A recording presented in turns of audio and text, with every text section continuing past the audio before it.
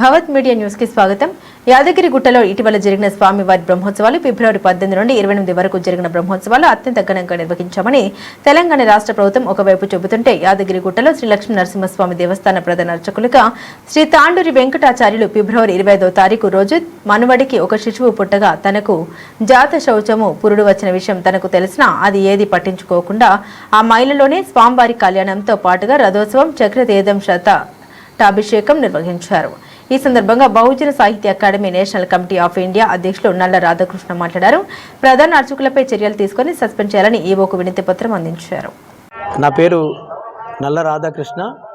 బహుజన సాహిత్య అకాడమీ నేను జాతీయ అధ్యక్షునిగా బాధ్యత నిర్వహిస్తూ ఉన్నాం. జాతీయ కార్యాలయం వచ్చేసి హైదరాబాద్ నాచరంలో ఉంటుంది.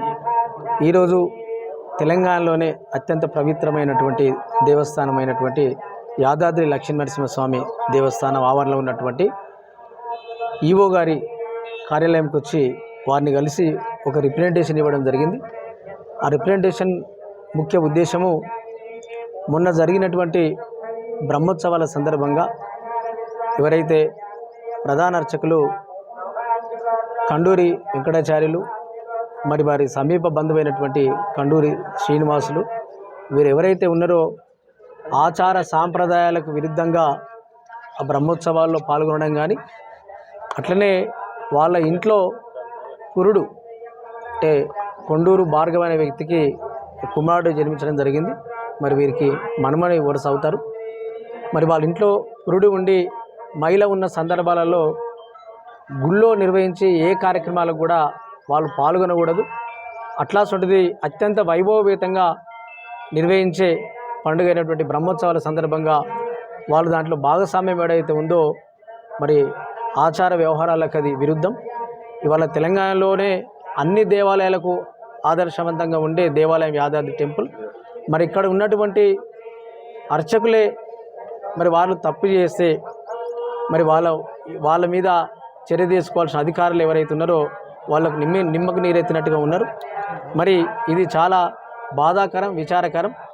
తక్షణమే దానిపైన విచారణ జరిపి ఎంక్వైరీ చేసి మరి ఎవరైతే దానికి ముందుండి నడిచినరో వాళ్ళను సస్పెండ్ చేసి ఒక రిటైర్డ్ జడ్జి చేత విచారణ జరిపించాలని చెప్పేసి ఈ సందర్భంగా మేము డిమాండ్ చేస్తూ ఉన్నాం.